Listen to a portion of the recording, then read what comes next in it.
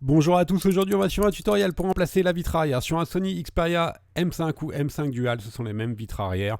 Pour réaliser ce tuto, vous aurez besoin bien sûr de la vitre arrière et du kit d'outils spécialement conçu pour faire cette réparation. Vous retrouverez en commentaire de la vidéo les liens directs vers les produits pour la vitre arrière. Elle comprend le cache caméra, la plaquette NFC de recharge et les stickers de fixation qui font également office de joint d'étanchéité. Enfin, vous retrouverez en option le kit d'outils spécialement conçu et réalisé par Bricophone.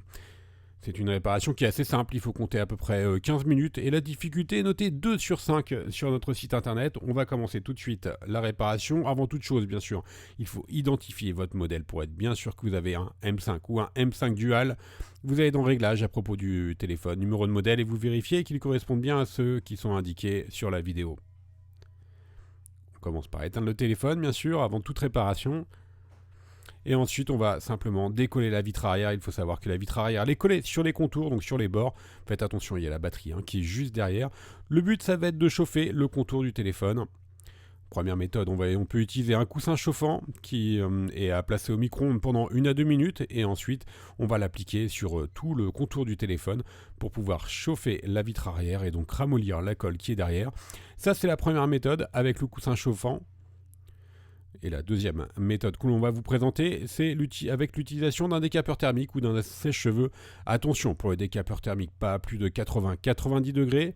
Et on va passer le décapeur ou le sèche-cheveux sur tout le contour du téléphone pendant 30 secondes. Faites attention à ne surtout pas trop chauffer au niveau de la vitre arrière. Une fois que vous avez correctement chauffé l'ensemble du contour du téléphone, on va utiliser la ventouse qui est incluse dans le pack d'outils. On place la ventouse en bas à droite du téléphone. On va tirer sur la ventouse et on va passer l'outil iFlex entre la vitre et le châssis, tout simplement, pour pouvoir décoller la vitre arrière du châssis du téléphone. Voilà, on a créé un point d'insertion. Alors l'outil iFlex, il est vraiment idéal pour réaliser cette rep. Avec un cutter, c'est pas l'idéal, parce que le cutter a tendance à se casser. L'outil Flex, il est souple et il est également assez fin pour pouvoir bien se positionner entre la vitre et le châssis. Là, donc, on fait juste la partie basse, d'accord, sur environ 3 ou 4 cm en hauteur. Si jamais vous avez des points de résistance, bien sûr, vous rechauffez afin de ramollir la colle des stickers. Une fois qu'on a dégagé la partie basse, après on va pouvoir utiliser la carte en PVC Bricophone qui est incluse dans le pack d'outils, que l'on va également placer entre la vitre et le châssis sur toute la largeur. Là, vous allez voir, on va l'insérer sur toute la largeur. Et ensuite, on n'aura plus qu'à remonter la carte jusqu'à l'appareil photo arrière, au cache de l'appareil photo arrière. C'est très simple, si encore une fois vous rencontrez un petit peu de résistance, il vous suffit juste de chauffer. Une fois qu'on est arrivé au niveau du cache, on n'a plus qu'à relever la vitre arrière, tout simplement pour l'enlever. Voilà, et la partie démontage va être terminée. Vous avez vu, c'est hyper simple. Étant donné qu'il n'y a pas beaucoup de double face. On peut donc passer maintenant directement à la partie remontage une fois qu'on a nettoyé le châssis.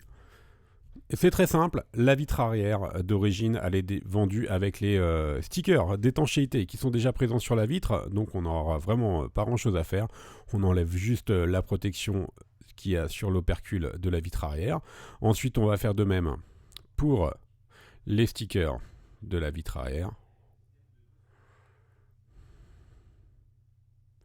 Le sticker de protection de la caméra arrière. Et enfin les stickers de protection des joints d'étanchéité qui sont autocollants. On n'a plus qu'à positionner notre vitre sur son emplacement d'origine. On appuie sur tout le contour et c'est OK.